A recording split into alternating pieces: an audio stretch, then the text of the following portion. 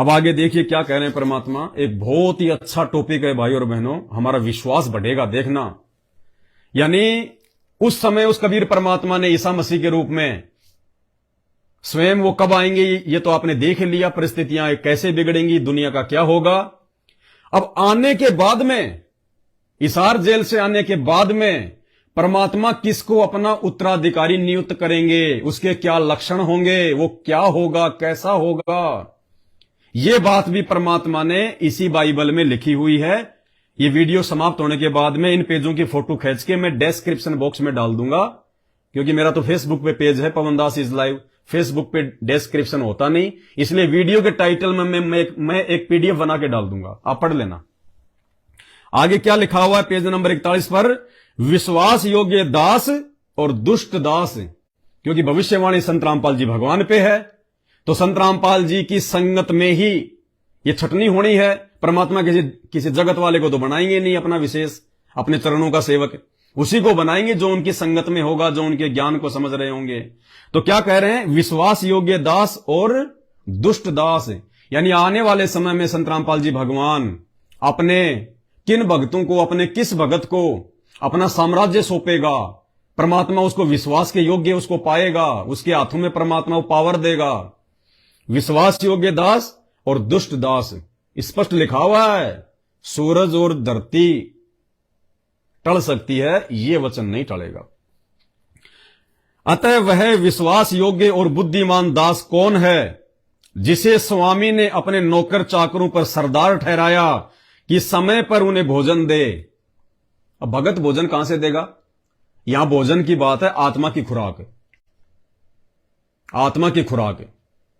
क्या कह रहे हैं, अतः वह विश्वास योग्य और बुद्धिमान दास कौन है, जिसे स्वामी ने अपने नौकर चाकरों पर सरदार ठहराया। अपने नौकर चाकरों पर सरदार ठहराया, यानी अपने भक्तों पर। जैसे एक क्लास में 100 बच्चे होते हैं तो टीचर उनमें से एक को मॉनिटर बना देता है, यानी अपने नौकर चाकरों के ऊपर सरदार बनाना, मॉनिटर बना देना। अतः वह विश्वास योग्य और बुद्धिमान दास कौन है, जिसे स्वामी ने अपने नौकर चाकरों पर सरदार ठहराया कि समय पे उन्हें भोजन दे, समय पे उनको आत्मा की खुराक दे, समय पे उन भाई बहनों को परमात्मा के विषय में बताए, उनकी महिमा करे। असली भगवान कौन है, वो कागज की फोटो है या हमारे गुरुजी हैं। साध संगतियों के माध्यम से मालिक की आत्माओं को आत्मा की खुराक दे, उनके विश्वास को जो है वो दृढ़ करे, एक परमात्मा की उनको भक्ति बताए, एक के साधे सब सदें। दादा गुरु की भी जो है वो मतलब फोटो हटवा दे, गरीबदास जी की भी फोटो हटवा दे, सारी वो पंडित जो है चिदानंद की फोटो भी हटवा दे, उन सब के जयकारे लगवाना भी हटवा दे, केवल अपने गुरुदेव का जयकारा लगेगा। घर में अपने गुरुदेव की फोटो होगी, गुरुदेव के अलावा किसी से कोई डिमांड नहीं करनी, गुरुदेव का ही हमने जो है प्रकट दिवस मनाना है, ना तो गरीबदास जी का मनाना, ना हमने वो दाढ़ी मूछ वाली फोटो का मनाना। यानी आत्मा की खुराक उस परमेश्वर के आदेश अनुसार। अतः वह विश्वास योग्य और बुद्धिमान दास कौन है, जिसे स्वामी ने अपने नौकर चाकरों पर जो है वो सरदार ठहराया कि समय पे उन्हें भोजन दे। धन्य है वह दास जिसे उसका स्वामी आकर ऐसा ही करता पाए।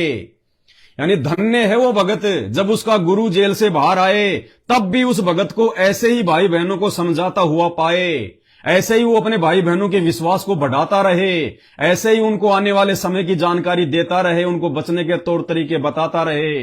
हमने मर्यादा नहीं तोड़नी है, हमने जो है हमने क्या करना है, हमने कैसे बचना है, हमने कैसे अपने गुरुदेव को जो है वो प्रसन्न करना है, कौन सी उन बातों को, उन हरकतों को छोड़ देना है अब कि जिन बातों से गुरु दुख पावे, उन बातों को जो है वो दूर भगावे। तो कहते हैं कि धन्य है वो भगत, वो दास, जब उसका गुरु जेल से बाहर आए, वो परमात्मा आए, उस समय भी उसको, उस दास को उसी सेवा में लगा हुआ पाए, संगत को आत्मा की खुराक देता हुआ पाए। धन्य है वह दास। देखो ये भविष्यवाणी आज नहीं लिखी गई, बाइबल आज नहीं लिखी गई, और ये ईसा मसीह उस समय बैठ के अपने भक्तों को और आगे की जानकारी दे रहा कि उस समय ऐसा होगा। धन्य है वह दास जिसे उसका स्वामी आकर ऐसा ही करता पाए।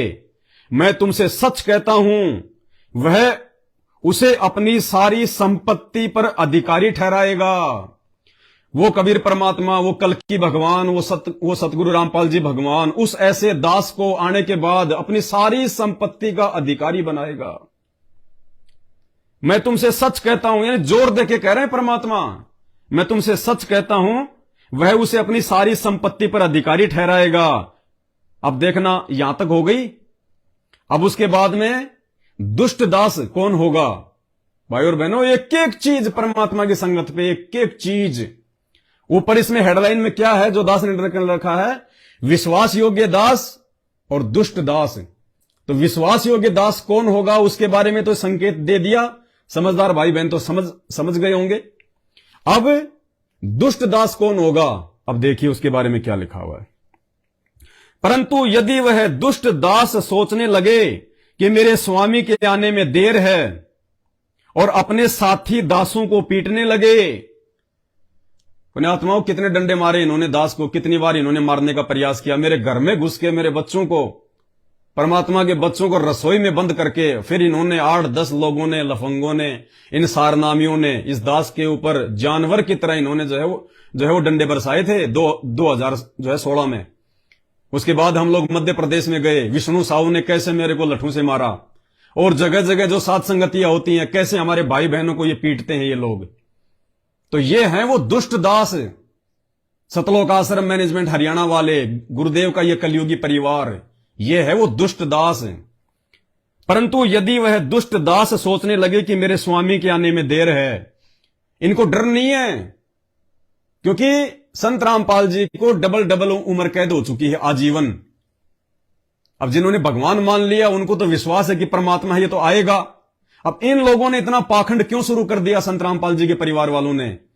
क्योंकि इन्होंने गुरु को भगवान माना नहीं। गुरु मानुष कर जानते वो नर कहिए अंध, ओवे दुखी संसार में आ गए यम के फंद। जो गुरु को भगवान नहीं मानेगा उसको विश्वास नहीं हो सकता। दीपक तले हमेशा अंधेरा होता है, घर का जोगी जोगना बाहर का जोगी सिद्ध होता है। तो इन लोगों ने क्या सोच के पाखंड शुरू कर दिया? संगत को मूर्ख बना के इन्होंने आश्रम अपने धार्मिक धंधे के लिए जो है इन्होंने खोल लिए, और इनको कोई ज्ञान से मतलब नहीं, कोई भक्ति से मतलब नहीं, केवल पैसा दो और आओ, ज्योति पाठ ज्योति पाठ ज्योति पाठ ज्योति पाठ। चाहे तुम बीड़ी पियो, चाहे तुम गहना पहनो, कोई मर्यादा नहीं, कोई वहां परमात्मा की कोई ज्ञान चर्चा नहीं। तो क्या कह रहे हैं? परंतु यदि वह दुष्ट दास सोचने लगे कि मेरे स्वामी के आने में देर है, यानी इनको विश्वास नहीं है, इन्होंने इसीलिए अपना धार्मिक धंधा सेट कर लिया कि गुरुजी तो अब जेल से बाहर आएंगे नहीं, क्योंकि जो गुरु को मानुष मानेगा उसके मन में तो दोष आएगा।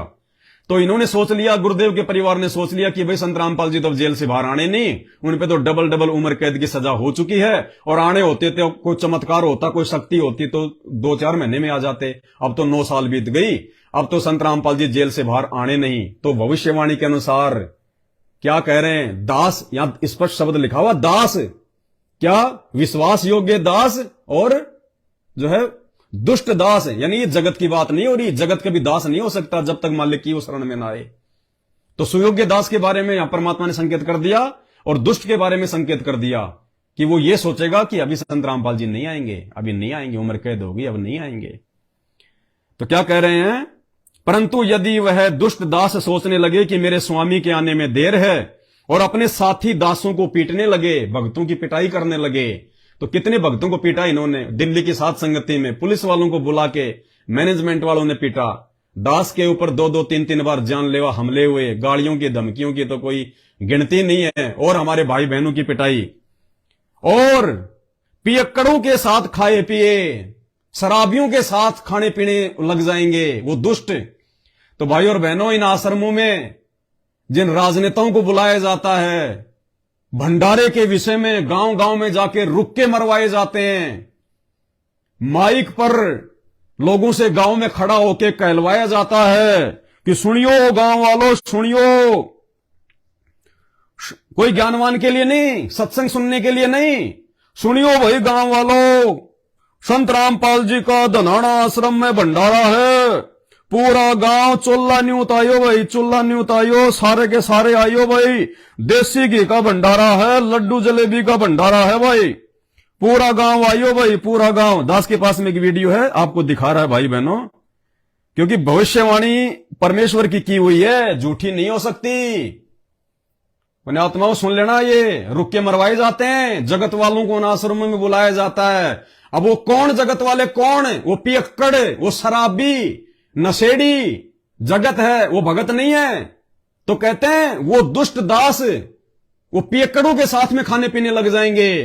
तो आश्रम में सब लोग एक ही भंडारे में खाना खाते हैं, वो शराबी भी पास में बैठ के खा रहा है, वो नशेड़ी भी वो पास में बैठ के खा रहा है, और वो भगवान के बच्चे भी जिनको अभी तक मालूम नहीं है इस मैनेजमेंट की सच्चाई, उनको भी साथ में बैठा के खिलाया पिलाया जा रहा है। और खुद ये सतलोक आश्रम मैनेजमेंट वाले उन शराबियों को, उन पियक्कड़ों को, उन नशेड़ियों को सोफे पे बैठाते हैं, एसी के जो है कमरों में बैठाते हैं, उनके साथ में नाश्ता करते हैं, खाना खाते हैं, भक्तों से ज्यादा उनको इज्जत देते हैं। तो बाइबल की भविष्यवाणी क्या कह रही है? वो दुष्ट दास भक्तों को मारेंगे, पीटेंगे और नशेड़ियों के साथ में खाना खाएंगे, पिएंगे, बैठेंगे। जबकि संत रामपाल जी ने क्या बताया? अगर तू मेरा भगत है और अगर तू मेरे वचन पे चल रहा है, तो कहते हैं जगतकार भगत का तो 36 का आंकड़ा होता है, विचार मिल ही नहीं सकते। अगर कोई असल में संत रामपाल जी का भगत है तो जगत के साथ उसके विचार मिल ही नहीं सकते, उसके रिश्तेदारों के साथ उसके विचार नहीं मिल सकते। जगत का भगत का 36 का आंकड़ा। और क्या कहा परमात्मा ने? दुनिया से थी दोस्ती और पड़े भजन में भंग, एकाएक की राम से या साधु के संग। गुरुदेव कहते हैं जगत वालों के साथ अगर तुम्हारी यारी दोस्ती हो रही है, तुम उनके साथ में उठ रहे हो, बैठ रहे हो, उनके साथ में तुम्हारी अच्छी खासी जो है मतलब निभ रही है, समझ लेना तुम भक्ति के आसपास भी नहीं हो। तो भाई और बहनों, जगत वालों से दूर कौन है? साध संगत वाले, अपने नियम धर्म पे रहते हुए। और देखो ये कैसे रुक के मरवाते हैं उन नशेड़ियों को, उन पियक्कड़ों को बुलाते हैं उन आश्रमों में, फिर शराबियों के साथ बैठते हैं, खाते हैं, पीते हैं। सुनिए, सूचना सुनियो, धनाना गांव में 6, 7, 8 तारीख का देसी घी का भंडारा है और आख्या का और दाता फरी चक्कप है। जो किसी ने जाना हो मंदिर मास्टर के पहुंच जाइयो, माता दो रहे। सुन लिया? सूचना सुनियो, धनाना गांव में 6, 7, 8 तारीख का देसी घी का भंडारा है और आख्या का और दाता फरी चक्कप है। जो किसी ने जाना हो मंदिर मास्टर के पहुंच जाइयो, माता दो रहे। ये बाइबल के भविष्य के अनुसार सारी घटनाएं घटित हो रही हैं। अब गांव में रुक्का मार के बुलाओगे कि धनाना आश्रम में भंडारा देसी घी का, आ जाइयो बर, आंखों का और दांतों का फ्री चेकअप है। अरे वो तो जगत है, वो तो नशा भी करता है। हरियाणा में तो सबसे ज्यादा हुक्का पीते हैं, तमाकू पीते हैं, शराब पीते हैं।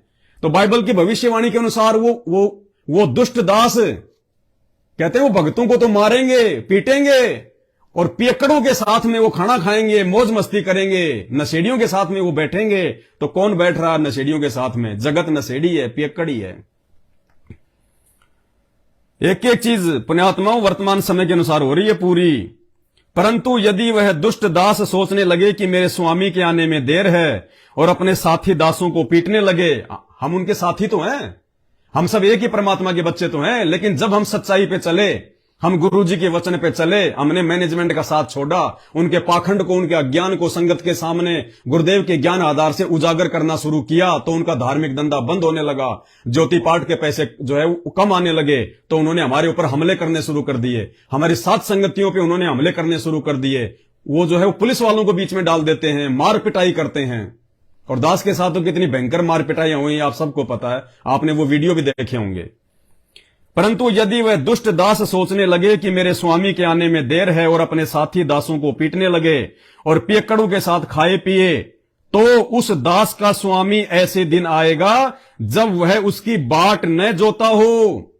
यानी वो परमात्मा उस समय आएगा कि उनको विश्वास भी नहीं होगा कि ये आ कैसे गया जेल से बाहर, ये तो आना ही नहीं था, धंधा बंद हो गया, अब क्या होगा, अब संगत हमें कैसे पैसे देगी, अब तो लोग जो है सीधा मतलब गुरुजी को देंगे। तो कहते हैं वो ऐसे दिन आएगा, उन धार्मिक धंधा करने वालों की आंखें फटी रह जाएंगी, उनको पता भी नहीं चलेगा। एक साथ संगति में हम गए हुए थे बिहार में, तो वहां पे एक भगत भाई आया, उनको परमात्मा ने एक सौपन दिया और सौपन में परमात्मा ने दिखाया कि जैसे परमपिता परमेश्वर सतगुरु रामपाल जी भगवान दास की झोपड़ी पे आ गए जेल से आने के बाद। अब दास की झोपड़ी पे आ गए, उसके बाद में मैनेजमेंट वालों में अफरा तफरी मच गई और मैनेजमेंट वाले भी आ गए बहुत सारी संख्या में और कहने लगे कि पवन दास ने गुरुजी को किडनैप कर लिया, पवन दास ने गुरुजी को किडनैप कर लिया। अरे पवन दास किसको किडनैप करेगा भाई। परंतु यदि वह दुष्ट दास सोचने लगे कि मेरे स्वामी के आने में देर है और अपने साथी दासों को पीटने लगे और पियक्कड़ों के साथ खाए पिए, इसलिए हम इनका विरोध करते हैं कि मत जाओ उन आश्रमों में, मर्यादा नहीं है, आने वाले समय में मरोगे, परमात्मा नहीं बचाएगा। क्योंकि ये जगत वालों के साथ में दोस्ती कर चुके हैं। अपना धार्मिक धंधा सही प्रकार से जो है वो चलाने के लिए इन्होंने जगत वालों के लिए धनाना गांव में बैडमिंटन का स्टेडियम बना दिया। 30-35 लाख रुपए संगत का इन्होंने बर्बाद कर दिया। अरे गुरुजी तो मोबाइल तक में वीडियो गेम खेलने के लिए मना करते हैं, ताश तक खेलने के लिए मना करते हैं, देखने के लिए मना करते हैं, और इन्होंने उसी परमात्मा का नाम लेके और बैडमिंटन का स्टेडियम बना दिया। तो ये पियक्कड़ों के साथ में हो गए। धनाना गांव में इन्होंने एम्बुलेंस चला दी। अरे भगवान तो अपनी आध्यात्मिक शक्ति से रोगों का नाश कर रहे हैं। हॉस्पिटलों को परमात्मा समाप्त करना चाहता है कि मेरी शरण में आओ, भक्ति करो, तुम्हें रोग होगा ही नहीं। और ये धनाना गांव में इनका विरोध ना हो, इनके आश्रम अच्छे से चलें, गांव वाले इनका विरोध ना करें। गांव में 2-2 एम्बुलेंस लगा दी, फ्री सेवा, बच्चों के लिए स्कूल लाने ले जाने के लिए इन्होंने जो है बसें चला दी गांव में, सिर्फ अपने धार्मिक धंधे के लिए। तो ये हैं जिनके विषय में बाइबल कह रही है। और पियक्कड़ों के साथ खाए पिए, तो उस दास का स्वामी ऐसे दिन आएगा जब वह उसकी बाट न जोता हो, और ऐसी घड़ी जिसे वह न जानता हो, तब वह उसे भारी ताड़ना देगा, उसे बहुत भयंकर जो है वो कष्ट देगा। फिर जो उसने वो कर्म किए, जो बीज बोया है, और उसका भाग कपटियों के साथ ठहराएगा कि तू तो कपटी है, तूने तो अपने स्वार्थ के लिए किया जो भी कुछ किया मेरे इस परमार्थ के मार्ग में। वही रोना और दांत पीसना होगा। उसके बाद में रोते रहेंगे, दांत पीसते रहेंगे, कुछ नहीं बनेगी। आगे चलिए।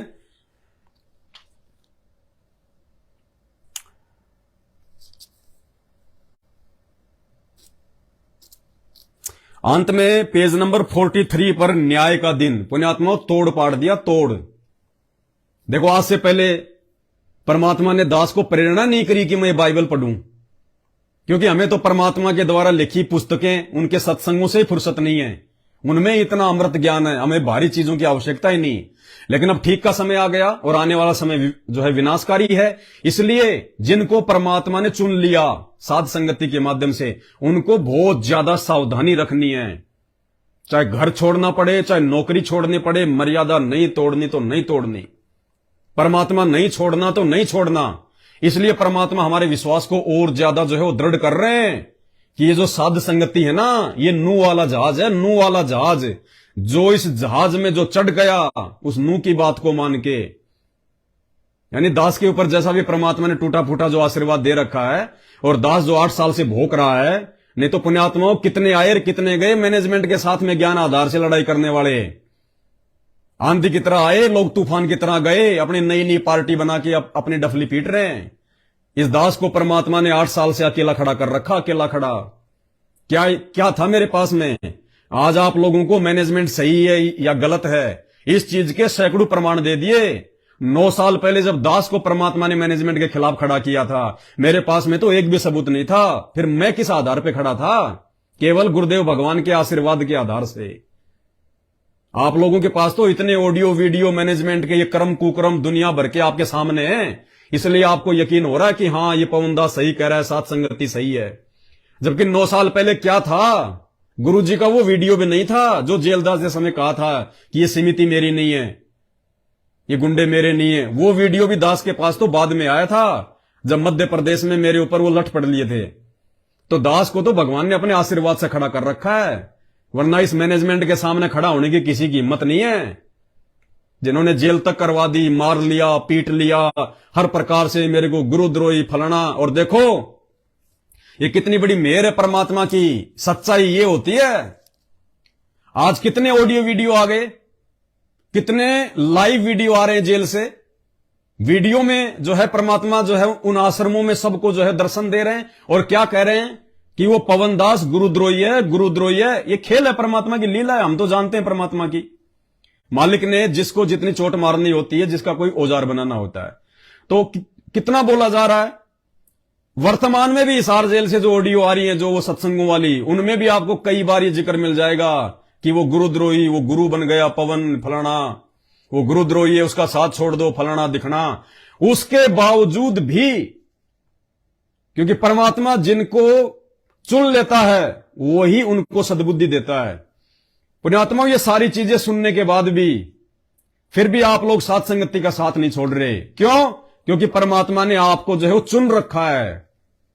अंदर से हिम्मत आपको गुरुजी दे रहे हैं कि बेटा सच्चाई वही है, बाकी मेरे खेल अटपटे हैं। मुझे तो दोनों तरफ से अपने बच्चों को संभाल के रखना है। मैनेजमेंट के पीछे जो आत्माएं जो फंसी पड़ी हैं उनको भी तो संभाल के रखना है।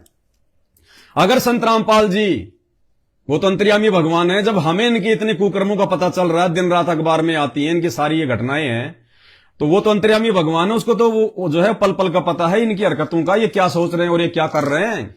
संत रामपाल जी अगर एक भी ऑडियो वीडियो में ये कह दें कि ये मैनेजमेंट ये गलत है, ये मेरे परिवार वाले गलत कर रहे हैं, मैंने कब कहा कि बैडमिंटन बनाओ? अरे मैं यहां पे भक्ति करवाने आता हूं, रो रो के टाइम पास करो, ताश तक खेलने के लिए मैंने मना कर दिया और तुम ये बैडमिंटन बना रहे हो। इस प्रकार से जो ये राजनीतियां कर रहे हैं, कभी कांग्रेस को वोट, कभी बीजेपी को वोट, खुल के प्रचार प्रसार कर रहे हैं। अगर संत रामपाल जी जरा सा भी इनको धमका दें तो मालिक को पता है कि ये मूर्ख हैं, ये काल के एजेंट हैं। इनके पीछे जो संगत भोली भाली बेचारी जो अभी जुड़ी हुई है, जिनको सच्चाई का नहीं पता, ये संगत को डाइवर्ट कर देंगे। मेरे प्यारे बच्चे जो है ना वो डूब जाएंगे, वो काल के हत्थे चढ़ जाएंगे कि भाई गुरुजी का परिवार ही ऐसा है, गुरुजी को तो अपने परिवार पे विश्वास नहीं है। जब गुरुजी का परिवार ही ऐसा कर रहा है तो फिर क्या है, फलाना दिखना, ये लोग संगत को डुबो देंगे। इसलिए परमात्मा दोनों तरफ से अपने बच्चों को संभाल के रखता है, और जो उनमें अच्छी आत्माएं थी जिनको परमात्मा ने चुन रखा है, उनको मालिक ने दूसरे ग्रुप में भेज दिया, साथ संगति में भेज दिया परमात्मा ने, उनकी परमात्मा भक्ति बनवा रहे हैं।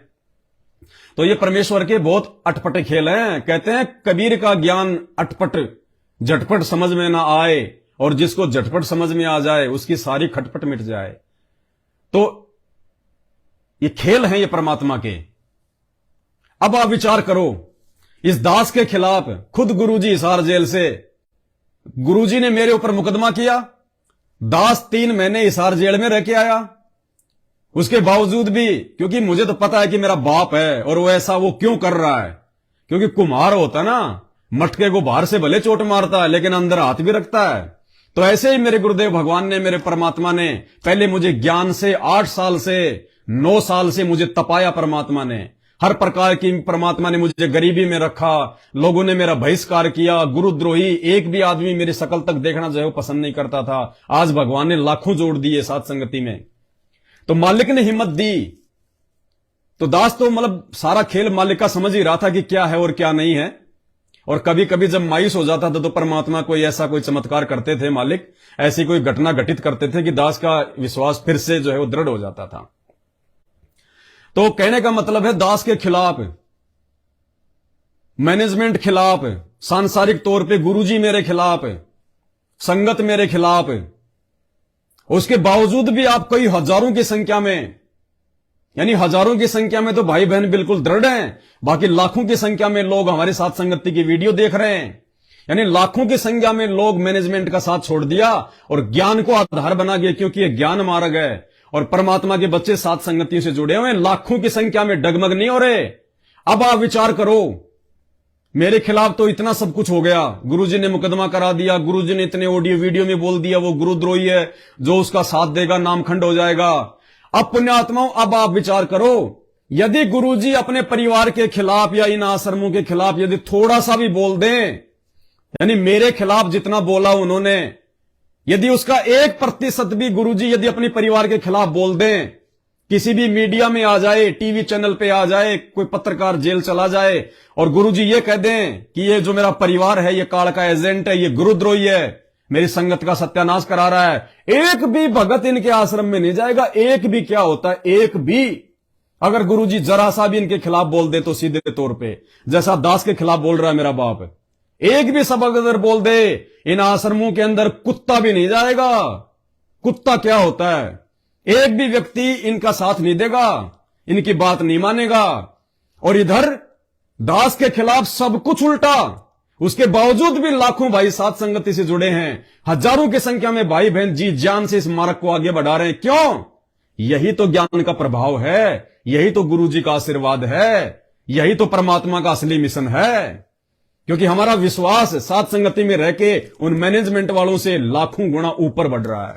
इसलिए हमारे साथ परमात्मा है, हमारे साथ गुरु जी का आशीर्वाद है, और इसलिए हम दिन रात आगे बढ़ रहे हैं। इन लोगों की तमाम कोशिशों के बावजूद, इनकी तमाम घटिया और नीच हरकतों के बावजूद भी परमात्मा में निरंतर आगे बढ़ा रहा है। जब महाभारत का युद्ध चल रहा था, अर्जुन और कर्ण की लड़ाई हो रही थी, तो अर्जुन का सारथी कौन था? श्री कृष्ण, तीन लोक का स्वामी। अब अर्जुन क्या करे, जैसे ही उसके रथ पे बाण मारे, अर्जुन कर्ण के रथ पे बाण मारे, तो उसका रथ 7 कदम दूर पीछे हटता, 7 कदम पीछे। और वो कर्ण जब अर्जुन के रथ पे बाण मारे, तो वो मात्र 3 कदम पीछे हटता। तो जैसे ही 3 कदम पीछे रथ हटा अर्जुन का, तो श्री कृष्ण जी जो उसके सारथी बने हुए थे, उसने कहा कि धन्य है कर्ण, तेरे माता पिता धन्य है। अब ये सुन के अर्जुन बड़ा दुखी हुआ। अब युद्ध के क्षेत्र में तो क्या बोले, रात को जब अपने तंबू में गए युद्ध बंद होने के बाद, उसने कहा कि केशव एक बात बताओ, आप उसकी तरफ हो कि मेरी तरफ हो? जब मैं उस कर्ण के रथ पे बाण मारता था तो 7 कदम पीछे जाता था, और वो मारता था तो मात्र 3 कदम जाता था मेरा रथ पीछे, फिर भी तू उसी की महिमा कर रहा है। तो श्री कृष्ण ने कहा, रे मूर्ख आदमी, ये बता तेरे रथ पे कौन बैठा है सारथी बनके? बोले जी 3 लोक का स्वामी श्री कृष्ण भगवान है। अरे बोला, तेरे रथ पे 3 लोक का भार, 3 लोक का वजन बैठा है, उसके बावजूद भी वो कर्ण तेरे रथ को 3 कदम जो है पीछे कर रहा है। तो नालायक, तू तो अगर उसके रथ को अगर 5 किलोमीटर भी पीछे सरका दे तो भी वो 3 कदम ज्यादा है, कि तेरे रथ पे साक्षात भगवान बैठा श्री कृष्ण 3 लोक का स्वामी, और उसके बावजूद भी तेरे रथ को 3 कदम पीछे अपने बाणों से धकेल रहा है। तो सोच वो क्या है। तो भाई और बहनों, इसी प्रकार अब ये हमें सोचना पड़ेगा ज्ञान आधार से, कि इन लोगों की तमाम घटिया कोशिशों के बावजूद सांसारिक तौर पे गुरुजी भी इनके साथ में, हमारे को गुरुजी गुरुद्रोही कह रहे हैं, हमारे ऊपर गुरुजी मुकदमा डाल रहे हैं, गुरुजी उनके साथ, संगत उनके साथ, अरबों खरबों रुपया उनके साथ में, जगत वाले उनके साथ में, और तमाम इन्होंने मारने पीटने जानलेवा हमले कर लिए, जो है जेल करवा दी, संगत में नीचा दिखा दिया।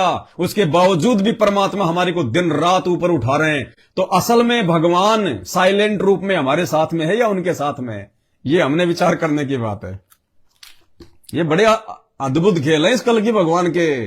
बाद में देखना जो लोग नहीं समझ पा रहे आज माथा पीटेंगे वो।